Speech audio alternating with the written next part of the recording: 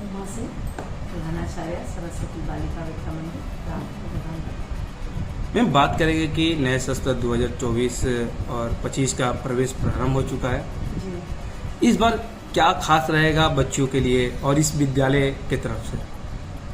सबसे पहले तो नया सत्र प्रारंभ हो गया है, जिसके लिए सबको बहुत सारी शुभकामनाएं। इस बार हम सभी ने एक लक्ष्य ले रखा है कि हमारा हर बच्चा 75% मार्क्स लेकर के आए।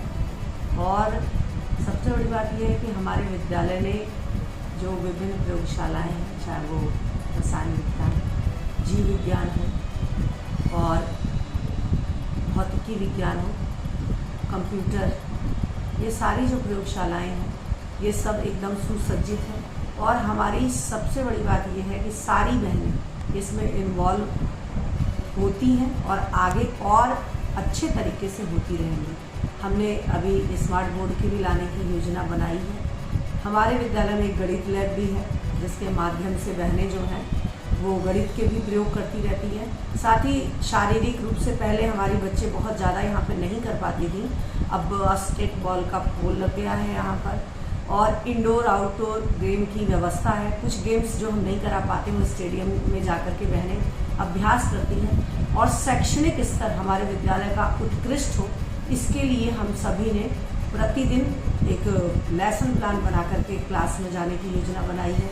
साथ ही राष्ट्रीय शिक्षा नीति 2020 कह रही है कि TLM लेकर के जाएं और प्रत्येक बच्चे का सर्वांगीण विकास हो। तो होलिस्टिक डेवलपमेंट के लिए हमारे विद्यालय में टीचर्स पहले बच्चों के अंदर कौन सी क्षमता है उसकी पहचान करके उस आधार पर उनको शिक्षा देने की व्यवस्था की जा रही है।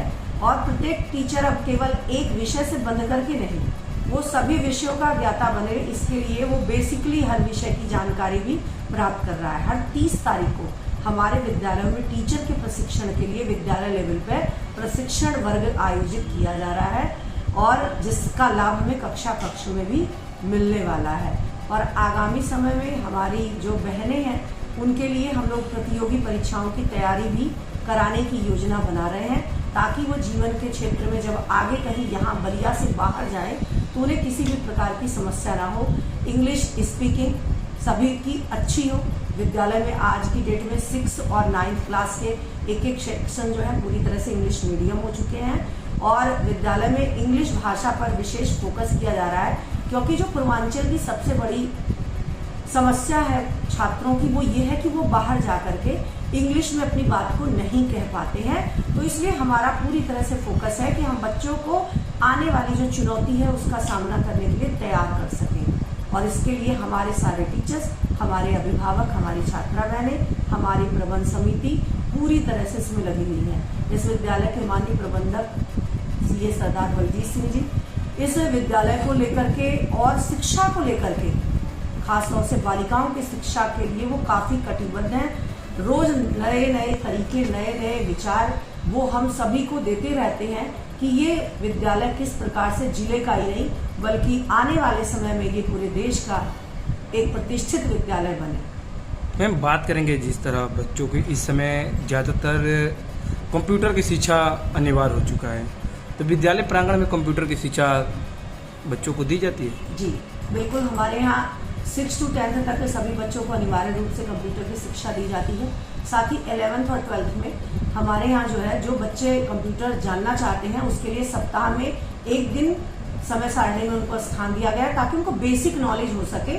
इस विषय में हमारा विद्यालय पूरी तरह से उनकी शिक्षा को लेकर के, आज हमारे प्रधानमंत्री मोदी जी भी डिजिटल इंडिया की बात कर रहे हैं, ऐसे में सभी बच्चों को तकनीकी ज्ञान हो, तो इसके लिए हम विशेष शिक्षा के तहत समय सारणी में हमने इस विषय को डाला है और सभी बहनें इसका प्रयोग कर रही हैं।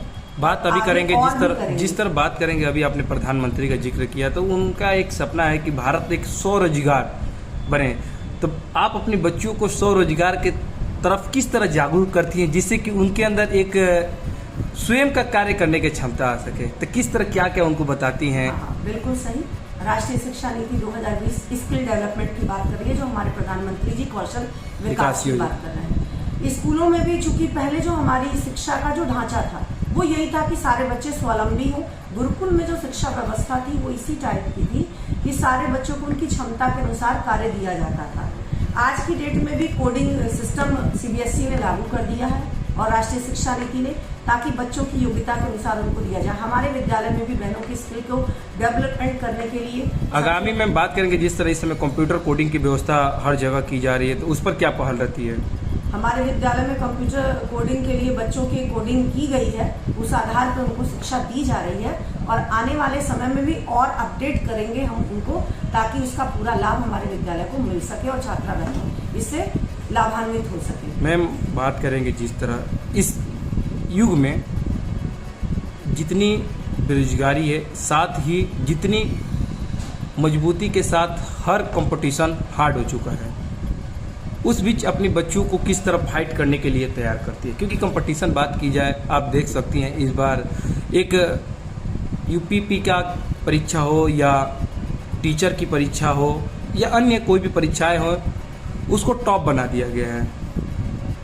उस मुद्दे को आप लोग किस नज़र से देखती हैं और किस तरह तैयारी कराती हैं जिससे कि बच्चियाँ उस मुकाम को हासिल कर सके और इस कंपटीशन को पास कर सके पढ़ाई के साथ साथ?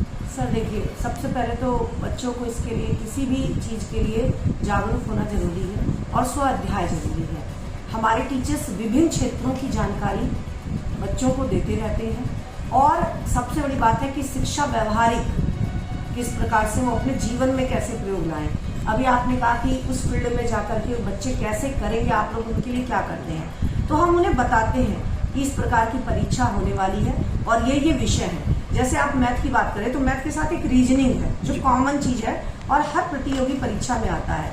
लास्ट ईयर से मैं अपनी जो हमारी मैथ की आचार्य हैं या अन्य भी जो टीचर्स हैं उनसे बार बार एक कह रही हूँ कि हम लोग रीजनिंग के लिए थोड़ा सा, मुझे लगता है 15 मिनट हम रीजनिंग के लिए दें। बेसिक जो ज्यादातर जो परीक्षाएं जिसमें हिंदी विषय आता ही आता है, जनरल हिंदी, तो हम बच्चों को जो भी तैयारी करें, जो भी पाठ्यक्रम पढ़ाएं, उसके साथ उन्हें ये बताते हैं कि इस प्रकार के क्वेश्चन प्रतियोगी परीक्षाओं में आते हैं, आप इनके नोट्स बना लीजिए। क्योंकि अच्छा, मतलब कहीं ना कहीं शिक्षा के साथ साथ बच्चे जिस क्लास में हैं उसी क्लास से आप लोग तैयारी जारी रखें। बिल्कुल, हम लोग शुरू से ही उसको ये बताने का प्रयास कर रहे हैं कि आने वाले समय में हमको बहुत सारे कंपटीशन को फाइट करना है और इसके लिए हमारे पास ज्ञान का होना बहुत जरूरी है।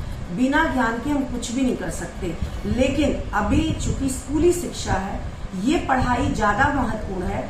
इसके साथ साथ हम अदर न्यूज़पेपर है, हमारे जो वो समाचार हैं, हम प्रतिदिन या हमारी जीके से संबंधित जो भी हमारी पत्रिकाएं हैं, हम उन पर यदि नजर डालते रहें और प्रतिदिन, मैं ज्यादा नहीं कहती, 15 मिनट यदि इन सब चीजों पर हम फोकस करें तो आने वाले समय में हमें इसका लाभ अवश्य ही मिलेगा। विद्या भारती में तो संस्कृति ज्ञान परीक्षा एक होती है जिसमें बच्चों को ज्यादातर जीके, हमारा इतिहास क्या है, हमारा जियोग्राफी क्या है, हमारा सामान्य ज्ञान क्या है, इस विषय में प्रतियोगी परीक्षा कराई जाती है जिसमें एमसीक्यू क्वेश्चंस आते हैं। और जो बहुत सारे बच्चे ऐसे हम लोग को मिले हैं जो आज डीएम भी हैं, एसडीएम भी हैं, तो वो भी बताते हैं कि हमें उसका लाभ मिला है।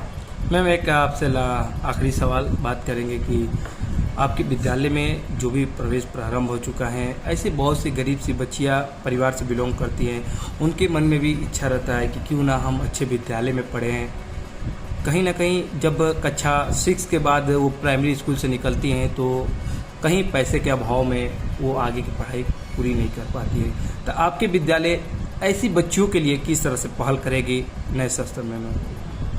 सबसे पहले तो विकी जी की इस विद्यालय में गरीब छात्रा बहनों की शिक्षा के लिए चूंकि सीबीएसई का मानक भी है और हमारी प्रबंध समिति काफ़ी उदार दृष्टिकोण को अपनाती है और मैं स्वयं भी बच्चों की शिक्षा के लिए, मुझे लगता है कि यदि हम जो भी प्रयास कर सकें उनके लिए वो कम है। अभी हमने एक अभियान लिया है कि अपने स्कूल में जो बहनें हैं समृद्ध घर से हैं, उनकी किताबों को क्लास उत्तीर्ण कर चुकी है, उनकी क्लास को हमने कहा है किताबें अपनी जमा कर दीजिए और जो निर्धन वर्ग की छात्रा बहनें हैं उनको ये किताबें सहयोग में हम पढ़ने के लिए दे देंगे। आने वाले समय में फिर उन किताबों को हम जमा करेंगे और जो भी निर्धन छात्रा बहनें हैं हम उस सहयोग में उन बुक्स को देंगे। साथ ही शुल्क का जो है, हमारे विद्यालय में ऐसा नहीं है कि केवल बड़े वर्ग के ही बच्चों का एडमिशन होता है। बहुत सारे गरीब बच्चे हैं जो केवल उनकी ख्वाहिश होती है कि हम बालिका विद्यालय में पढ़ें। ऐसे बच्चों का पहले तो हम जानते हैं कि वास्तविक स्थिति क्या है, और उसके आधार पर हम लोग एक एप्लीकेशन जो जारी करते हैं अपने प्रबंध समिति को, और फिर वहाँ से पास होता है। और उनके हिसाब से जहाँ तक मुझे लगता है कि सभी उन छात्रों का शुल्क लगभग 80% शुल्क माफ हो जाता है। 20% उनको जो जरूरी चीज़ें हैं, जैसे परीक्षा का है, कुछ प्रांतीय निधि है, तो उस आधार पर उनको शुल्क देना पड़ता है। कुल मिलाकर के भी मैं मोटा बात करूं तो 250 रुपये मंथली। तो कहीं ना कहीं में बात की जाए गरीब बच्चों के लिए माना जाए तो निःशुल्क हो गया जी। कहीं ना कहीं दूसरी हमारी प्रबंध समिति में हमारे जो माननीय प्रबंधक जी हैं, उनके माध्यम से भी 2-3 बच्चियां ऐसी हैं जिनका शुल्क वो खुद ही जमा करते हैं। तो मतलब कि वो ऐसी बच्चियां निःशुल्क पढ़ाई करती हैं? जी, ऐसी अभी 4 बच्चियों के नाम मेरे पास इस समय भी है जिनका खर्चा हमारे माननीय प्रबंधक जी स्वयं अपने उससे देते हैं। ठीक है, बहुत बहुत धन्यवाद मैम। आपको भी बहुत बहुत धन्यवाद।